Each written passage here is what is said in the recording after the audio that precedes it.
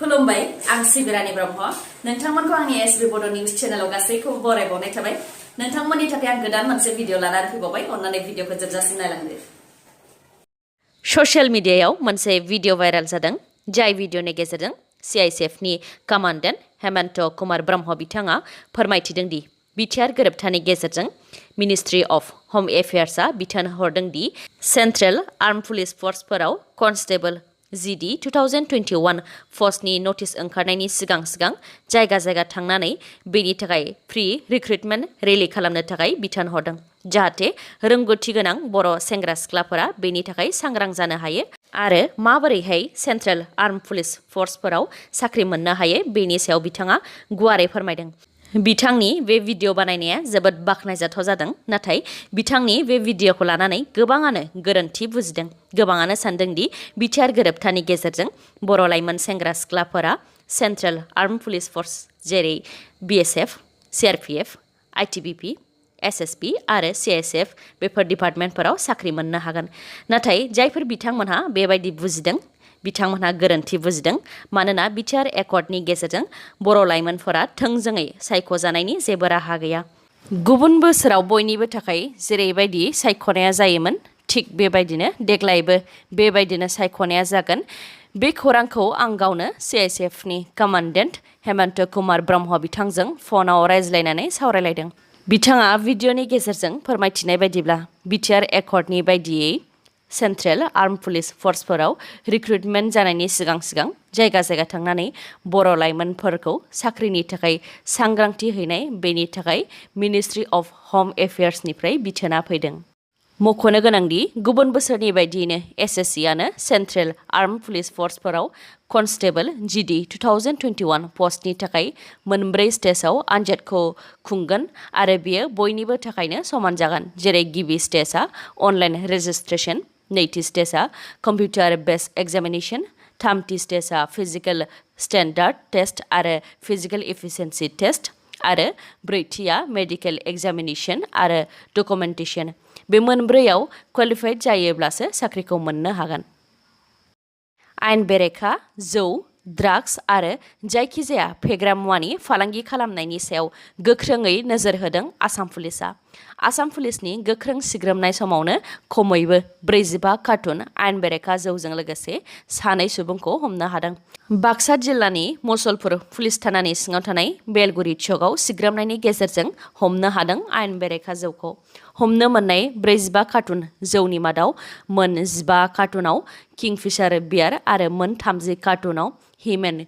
गं 900 बियार दंमोन बे आयेन बेरेखा जौजों लोगोसे हमजानाय सानै सुबुंनि मुङा गारि सालायग्रा चन्दन दास आरो चन्तरा गयारी बिसोरो आयेन बेरेखा जौफोरखौ गंसे गारिजों मुसलपुरनिफ्राय निकासि फारसे लांगासिनो दंमोन बेयावनो बाक्सा पुलिसनि गोख्रों सिग्रोमनायाव बाक्सा पुलिसनि आखायाव हमजादों अरुणोदय बिथांखिनि थाखाय रां लानायनि अजद होदों चिरां जिल्लानि बिजनी दारगाव भालाथल PCDCनि रायजो राजाफोरा बुंथिनाय बायदिब्ला दारगाव भालाथल PCDCनि चेयारमेना आमजाद आली आरो इमरान आली मुंनि सासे सुबुंनो UPPL दोलोनिफ्राय अरुणोदय बिथांखिनि थाखाय खामानि मावनो बिबान होनाय जादोंमोन नाथाय अरुणोदय बिथांखिनि मुङाव बिथाङा सिगांनि समावबो रायजो राजानिफ्राय रां लादोंमोन नाथाय खामानिया आबुङै मावफुंजायाखैमोन दा फिन गोदानै खामानि मावफिननो थाखाय रायजो राजाफोरनिफ्राय रां लाबावदों जायनि थाखाय रायजो राजाफोरा इमरान आलीनि हेंथायै खौरांगिरिनि सिगाङाव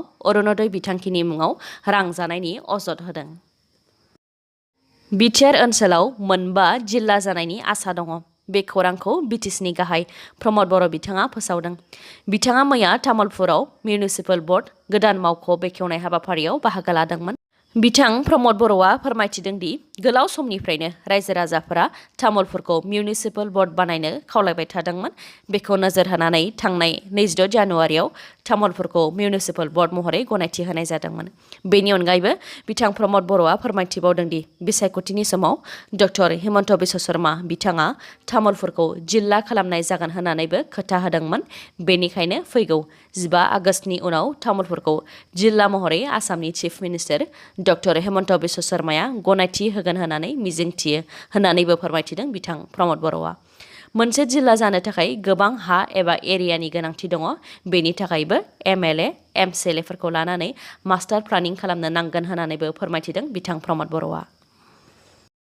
4 जुनाव ओंखारनाय नटिस, जाय नटिसआव BTR गोरोबथानि गेजेरजों मोननो हानाय गासैबो डिपार्टमेन्टफोरखौ सामलायनाय आरो नोजोर होनायनि बिबानखौ 4 जिल्लानि डिसिफोरनो बिबान होनाय जादोंमोन। बेनि सायाव BTCनि बारग' डिपुटि चिफ खाम्फा बरगयारी बिथाङा खौरांगिरि मेल जिरायनानै माखासे खोथा बुंथिदों। बिथाङा सोंथि खालामदों दि BTRनि गासैबो जौगालु बिथिंफोरखौ डिसिफोरानो सामलायगोन आरो नोजोर लाखिगोन, अब्ला BTCनि चिफ EM, MCLAनि गोहोआ बहा थांखो होननानै। नटिसनि बायदिब्ला 4 जिल्लानि डिसिफोरा BTRनि जौगालु बिथांखिनि सायाव एनुवेल एक्शन प्लानखौ बानायगोन आरो बेफोरखौ BTCनि प्रिन्सिपाल सेक्रेटारिनो गनायथिनि थाखाय जमा होगोन। बे बेलायाव BTCनि EM, BTCनि अफिसारफोर आरो नेताफोरनि गोहोआ बहा थांखो होननानै सोंथि खालामदों बिथाङा। बेनि अनगायैबो डिसिफोरा annually personnel department government of आसामनोसो रिपर्टखौ होगोन, BTC सोरखारनो नङा। अब्ला बेयाव BTC सोरखारा जेबो आखाइ गैला नामा होननानै सोंथि खालामदों खाम्फा बरगयारी बिथाङा। लोगोसे बिथाङा बुंथिबावदों दि बर'फोरनि थैजों सोरजिनाय BTCनि गोहोआ लासैनो खमायलांगासिनो, जेराव संबिजिराव BTCआव जौगानायनि खामानि मावनो थाखाय खमसे खम गोहो एबा पावार होनाय जादोंमोन, नाथाय दा बे गोहोआ लासैनो BTCनिफ्राय जोबस्रांनायनि लामायाव होननानैबो फोरमायथिदों बिथाङा। BTC मोननायनि सिगां दिसपुरनिफ्राय बर'फोरखौ जेरैबायदि गादबदोंमोन, दा फिन BTCआवबो बिदिनो जानो थांगासिनो दं होननानै फोरमायथिदों। बेनिखायनो 4 जुनाव ओंखारनाय नटिसखौ थाबैनो बोखांनानै लाफिननो थाखाय दानि BTCनि गाहाय प्रमद बर' बिथांखौ खावलायदों बिथाङा।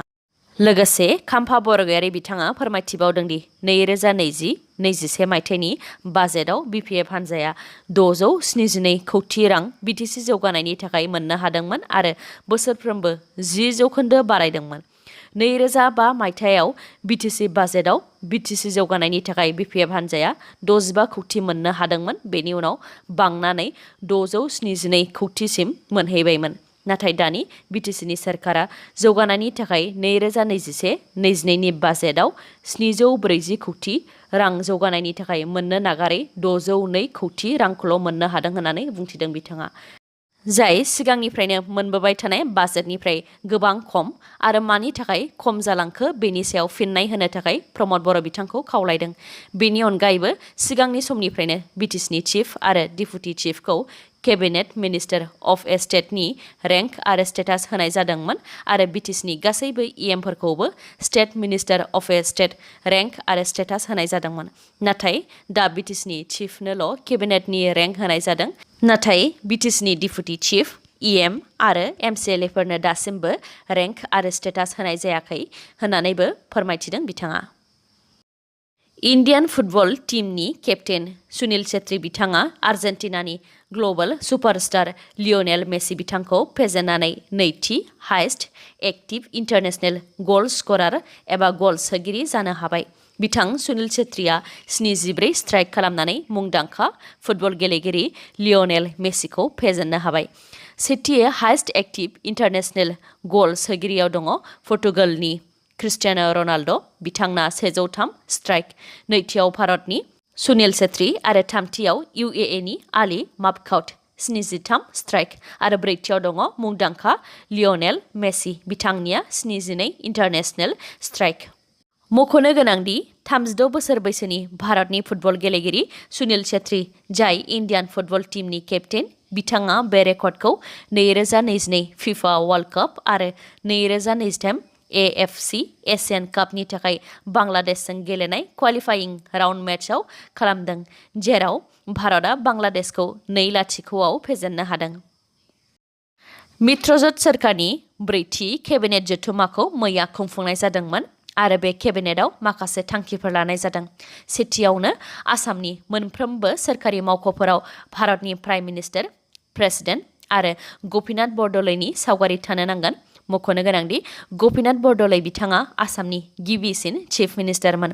नैथियाव दङ बोसोरफ्रोमबो सासे सुबुं जाय समाजनि मोजांनि थाखाय आलदासिनै खामानि मावदों बिथांनो आसाम रत्न बान्था होनाय जागोन आरो 5 लाख राङै होनाय जागोन। सिगांनि समाव आसाम रत्न बान्थाखौ 3 बोसोरनि उनावसो होनाय जायोमोन। बेनि उनाव बोसोरफ्रोमबो साथाम सुबुंनो आसाम बिभूषण बान्था होनाय जागोन आरो बिथांमोननो साफायाव 3 लाख रां बान्था होनाय जागोन। 5 सुबुंनो बोसोरफ्रोमबो आसाम भूषण बान्थाजों लोगोसे 2 लाख रां होनाय जागोन आरो 10 सुबुंनो आसाम श्री बान्थाजों लोगोसे सासेयाव 1 लाख राङै बान्था होनाय जागोन। थामथियाव दङ दरं जिल्लानि सिपाझारनि गुरुकुटिनि 77,000 बिघा हायाव आयेन बेरेखायै सुबुंफोरनि न' लुनानै थानायखौ उदां खालामनो हाबाय। दा बे उदां हायाव आबाद मावनो थाखाय मोनसे कमिटि दादों। ब्रैथियाव दङ सिखावै खयला फालांगि खालामनाय आरो नांनायनि बांसिन लेरथाय लानानै खारनाय ट्राकखौ श्रीरामपुर आरो दिघालकाटआव लेरथायखौ सुनाय जागोन। नंखाय रांजों लोगोसे 2 सुबुंखौ BSFआ हमनो हादों। 67 बेटेलियन बर्डार सिकिउरिटि फर्सआ माखासे सुलुंनि सायाव बिथा खालामनानै भारत बांलादेश सीमा धुबरी जिल्लानि बालाडोबा गामियाव स्पेशल अपारेशन खालामदोंमोन, जेराव 2 सुबुंजों लोगोसे नंखाय रांखौ हमनो हादों। हमनो मोननाय नंखाय राङा 2 लाखमोन आरो बे नंखाय रांखौ बांलादेशनिफ्राय भारत फारसे दैथायहरनायनि थांखि लादोंमोन। हमजानाय 2नि मुङा हुसैन आली आरो मुस्लिमुद्दिन हक, 2बो धुबरी जिल्लानि। BSFआ 2खौबो धुबरी पुलिसनि आखायाव दा गथायनानै हरबाय। फ्रान्सनि प्रेसिडेन्ट इमानुएल मेक्रन बिथाङा सासे सरासनस्रा सुबुंजों सोबाजादों।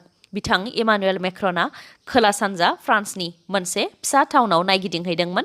बेयावनो सुबुंनि थुबुर जानानै थानायखौ लोगो हमहैनायाव थुबुर जानानै थानाय सुबुंफोरनि गेजेरनिफ्रायनो सासे सुबुङा प्रेसिडेन्टखौ सोबादों। बे सोबानाय भिडिअ'आ दा ससियेल मिडियायाव भाइरेल जानानै दङ।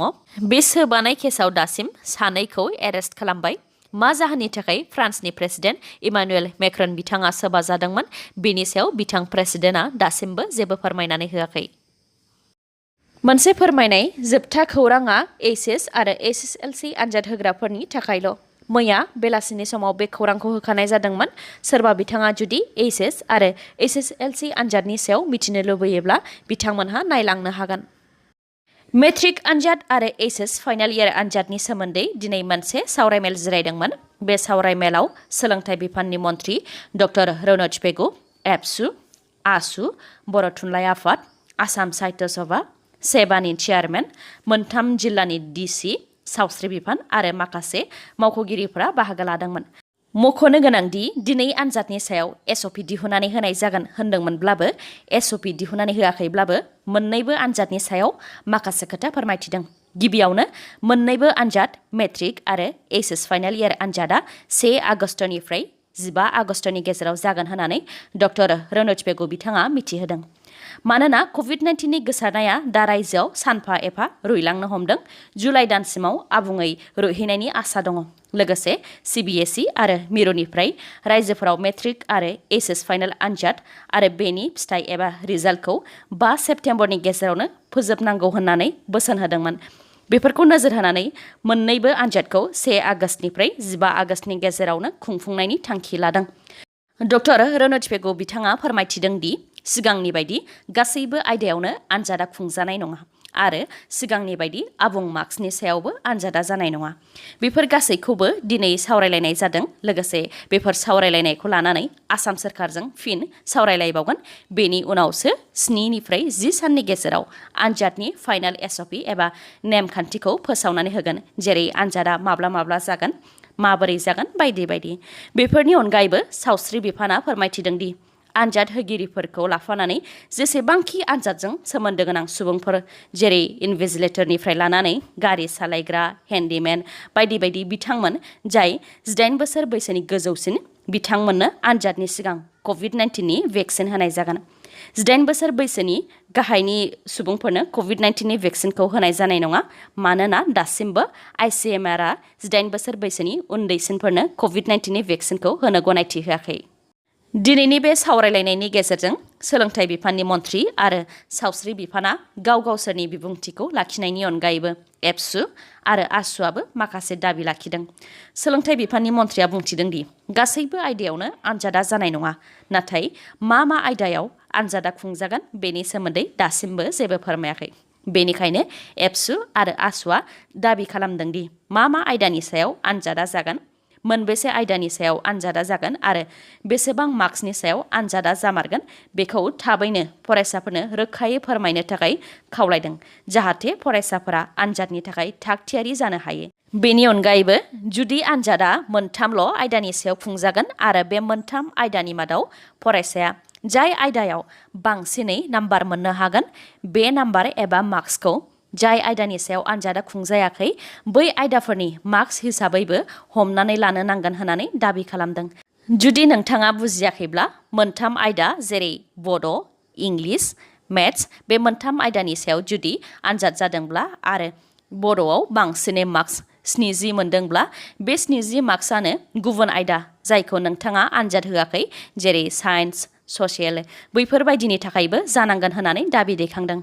नाथाय बे दाबिया मेट्रिक आनजादनि थाखायल', मानोना आसाम हायार सेकेन्डारि इडुकेसन काउन्सिलआ मार्क्स होनायनि सायाव गावसोरनि आलदा फर्मुला बानायगासिनो दं होननानै मिथिहोदों। एबसु आरो आसुनि बेफोर दाबिनि अनगायैबो आनजाद मिरुखौ बारायनाय, जेरै बबेबा मिरुआव जुदि सा 400निफ्राय सा 500 आनजाद होगिरिफोर दङब्ला बेखौ खम खालामनानै खाथि खालानि फरायसालिफोराव आनजाद मिरु बानायनानै मोनसे आनजाद मिरुआव सा 100नि खम फरायसाफोरखौल' आनजाद होनायनि खाबु खालामनानै होनाय आरो जिरायनाया एक्स सिस्टेम जेरै सिगाङाव सानै, गेजेराव सासे आरो उनाव सानै, लोगोसे आनजाद सानखालि आनजादनि अनगायै गुबुन जेबो हाबाफारि थाफादेरा, जाहाथे फरायसाफोरा जेबो होंगो दोंगो गैयालासे आनजादखौ हैनो हायो। बेफोरनो गासैबो एबसु आरो आसुनि दाबिफोर, लोगोसे गासैबो फरायसाफोरखौनो आनजादनि थाखाय थाग थियारि जानानै थानो थाखायबो खावलायदों बिथांमोनहा। दिनैनि भिडिअआ एसेनोसै। गाबोन आरो गोदान भिडिअजों लोगो मोनफिनबावगोन। नोंथाङा दासिमबो आंनि चेनेलखौ साबस्क्राइब खालामाखैबा अन्नानै साबस्क्राइब खालामदो, लोगोसे लाइक, कमेन्ट आरो शेयार खालामनो दाबाव। गोजोन्थों।